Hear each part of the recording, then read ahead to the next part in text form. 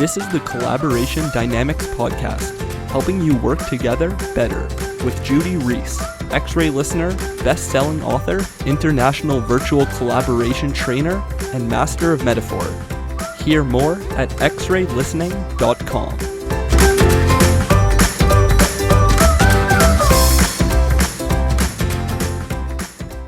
Hello and welcome to the Collaboration Dynamics Podcast. I'm Judy Reese, and with me today is David Horowitz.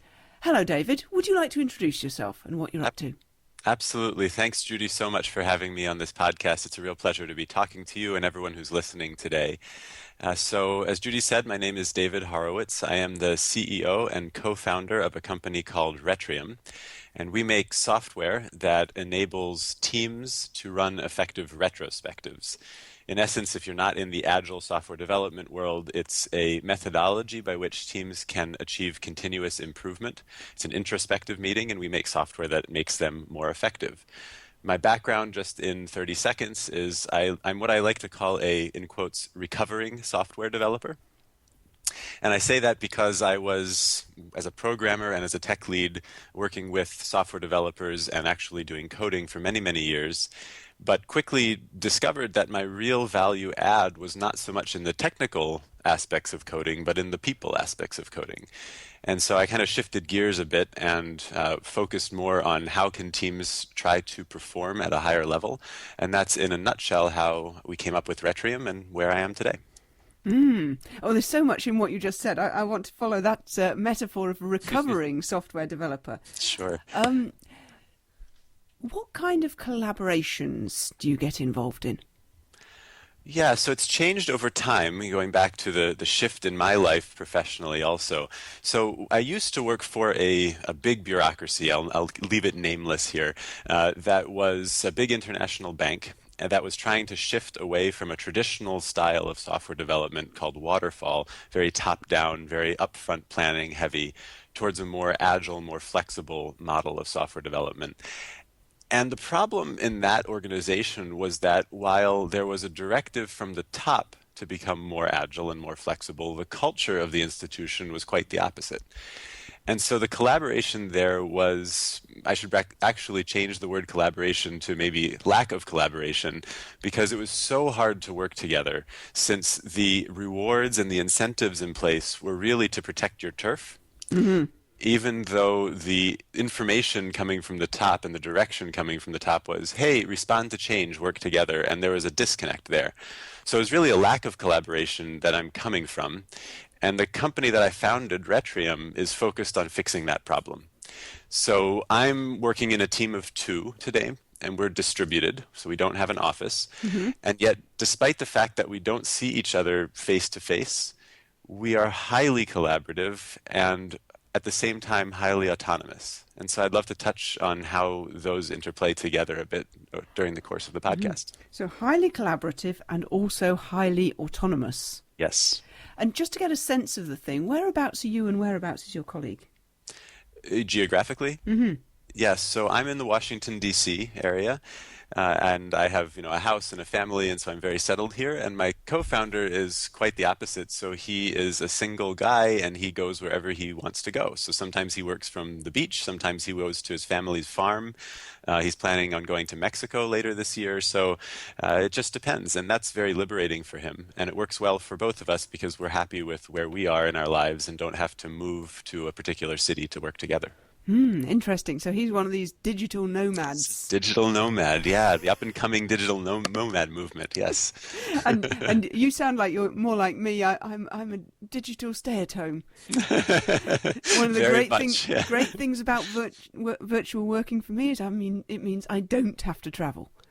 Yeah, absolutely. I love traveling from time to time, but I have 2 little ones, so travel is kind of limited these days, and that's fine. My life is digital, so I can be at home and still be digital.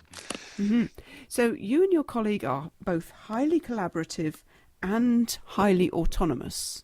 Mm-hmm. So when you are highly collaborative and highly autonomous like that, when you and your colleague are collaborating at your very best, you personally are like what?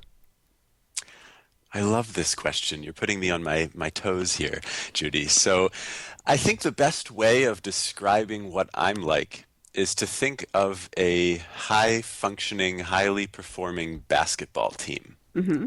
So let's go to the sports world here. I know that people like the sports analogies, and I'm going to go in that direction because I think it is true. So when you think of what a good basketball team looks like, there's a lot of instincts that the team has, both at a team level and also at an individual level, that without speaking, without any sort of direction coming from the coach, the team just has. And together with that, you have good relationships on the team and you have a vision, right? So if you're playing offense, it's to score a basket. If you're playing defense, it's to stop the other team from scoring. And it's the combination of these collaborative instincts that everyone just seems to have. They know where the next player is going to go, where the pass should be. And that in combination with the good relationships and the vision, everyone knowing what the goal is, creates the best sort of setup for a collaborative team to function within. And so when I'm collaborating at my best with my co-founder, it's because we know exactly what we're going to try to achieve that day, that week, that month, and even the next year or two without having to talk about it because we just know. We've been working that long together. And correspondingly, when we have good relationship together, that helps us be on the same page and support the other person when something goes wrong, or perhaps when something comes up in their personal life that's taking them away from the business. So it's very similar to that highly functioning basketball team. That's a highly functioning team in my life too, and therefore when I'm best, when I'm collaborating. And very different, Judy, by the way, from how it was before when I was working for this big bank, because that was quite the opposite. We were not highly functioning and not collaborative whatsoever. We'll come back to that in just a moment. But just to explore that basketball team just a little more, it's a highly functioning basketball team. And that basketball team, when it's a basketball team like that, whereabouts are you? Yeah, so I like to consider myself, in many ways, I think, the point guard, Hmm. but not the scoring oriented point guard, more of a Hmm. pass first point guard. So for those who are listening who are not into sports, not into basketball, there's two types of point guards. Hmm. This is the person who has the ball, who leads the team.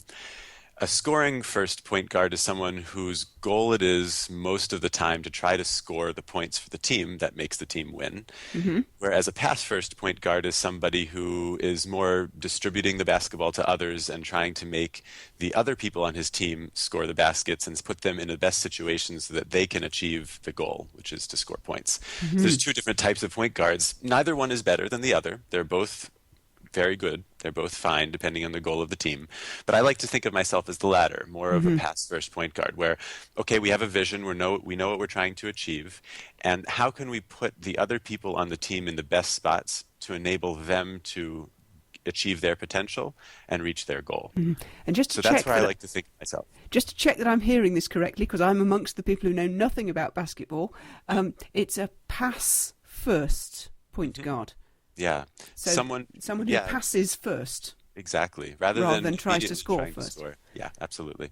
I see. They have a similar notion in netball, I believe, but it's on a very different level, I'm sure. So when you are a pass first point guard like that, is there anything else about how that works? In terms of the how we enable collaboration, Mm.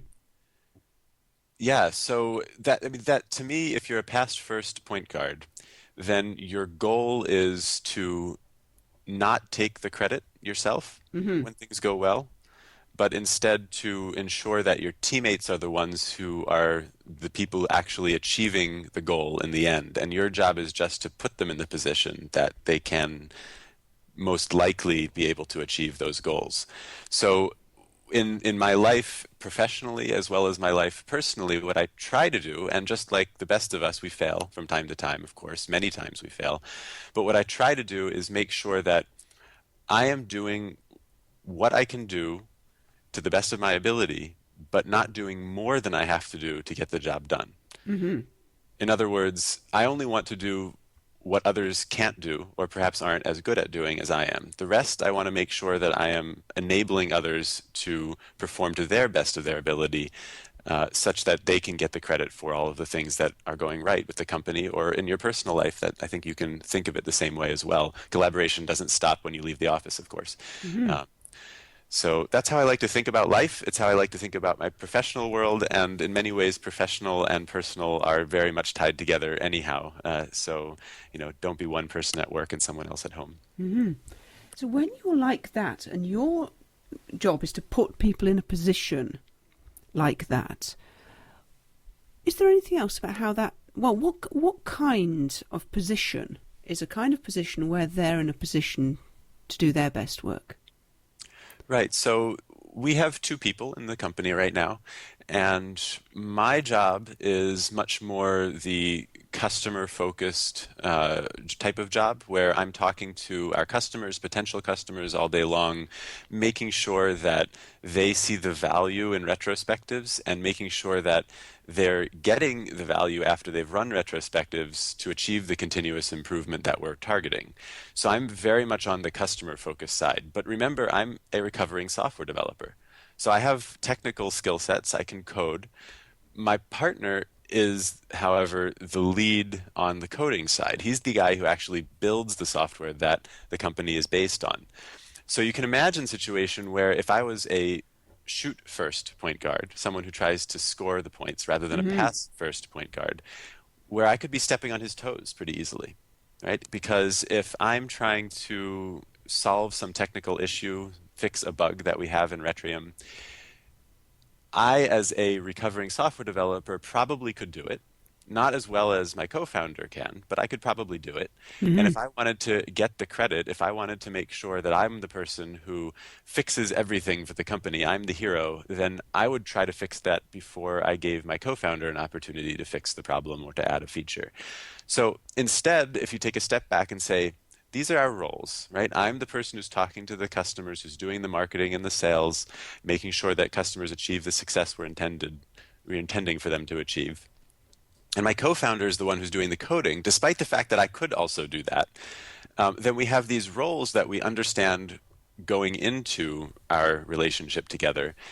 And we try our best to make sure we don't step on the other person's toes and to make sure that the other person is feeling like they are achieving their goals and are in a place where they can best achieve their goals as well.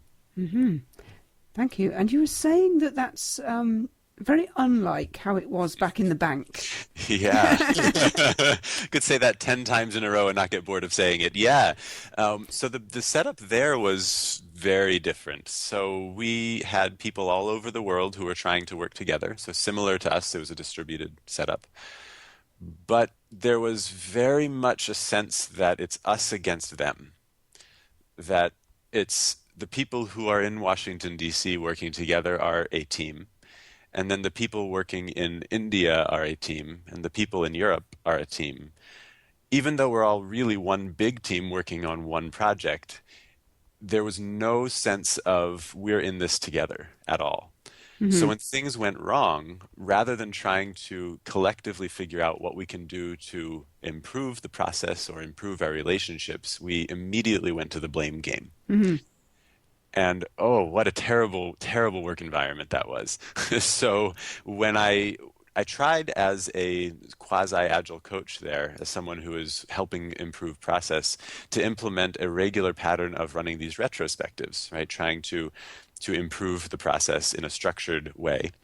But the retrospectives ended up going down this cliff and this hill of immediate blame rather than constructive comments and constructive criticisms.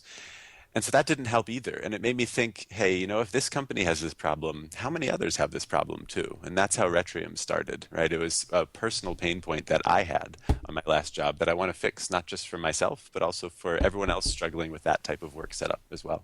And so you had a team in DC, a team in Europe, and a team in India, and a disconnect between those teams. And when you tried to do a retrospective, you went straight down that cliff of immediate blame. Is there anything else about how the disconnect worked between the teams? What kind of disconnect was it? Disconnect didn't work, possibly. Everything Yeah. was, didn't work. So there was a couple things. So on the one hand, there's time zone issues, right? That's something you can't overcome. Time zone issues are time zone issues. But you can, given that you know that will be a problem if that's your work setup, there are things you can do to try to make those problems less severe.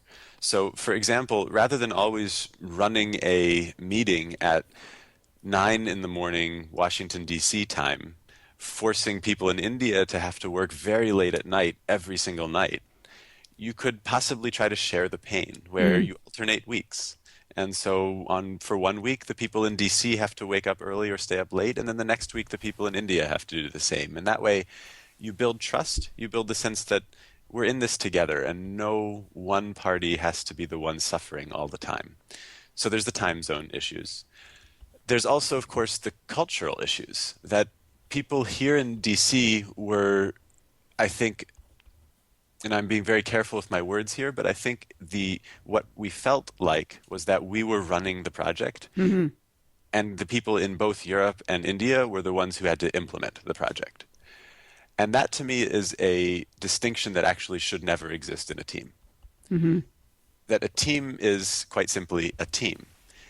And therefore, there should be collective and collaborative responsibility for everything, from setting the vision to gathering the requirements to actually implementing it to testing it to going out and getting feedback. Everyone's in it together.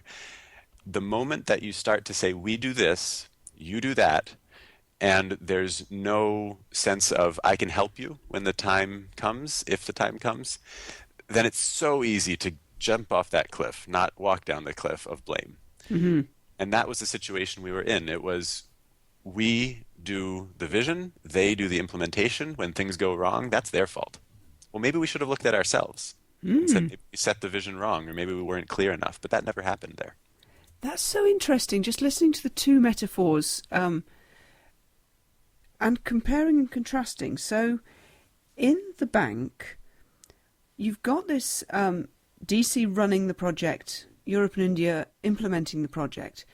And somebody could be listening to this and saying, well, that sounds pretty much like being the pass first point guard and just passing the ball to Europe and India to do the scoring. And yet clearly it's quite different. Yeah, very different. So, look, you can be a pass first point guard who dribbles the ball down the court and then does nothing else but pass the ball and say, you score. And then goes, in at extreme, goes and sits down. Yeah. That's very different from a pass-first point guard who dribbles the ball down the court, calls out a play to get everyone on the same page, and then is actively involved in the success of the play, meaning scoring the basket. Both are pass-first, but only the latter one is collaborative. And that, to me, is the big difference between the setup I was in before and the setup I'm in now. That before, we were pass-first, and then, okay, if it doesn't work, that's your fault, and I'm going to sit down and blame you. And now we're in a setup where we're pass first, and I want to help you achieve your goals, and I will do anything in my power to do that. So very different style of pass first. So is there anything, how does that, because I don't know basketball at all, I'm trying to imagine what calls out a play means, but why don't I ask you instead, what does that mean? You call out a play. So typically in any sports team, but also basketball, of course, there are certain set plays that the team has where they practice them ahead of time, and they know that, if you're the big center, the tall guy, then you have to go to this side of the court and set a pick to enable another person on the team to run across the court and get a pass, for example. I mean, I'm just at very high level going through a possibility here. So you call out a play, and maybe it's a number, right? So play number 2. And only the people on your team know what play number 2 is, but because they've practiced it together, they know what to do and where to be.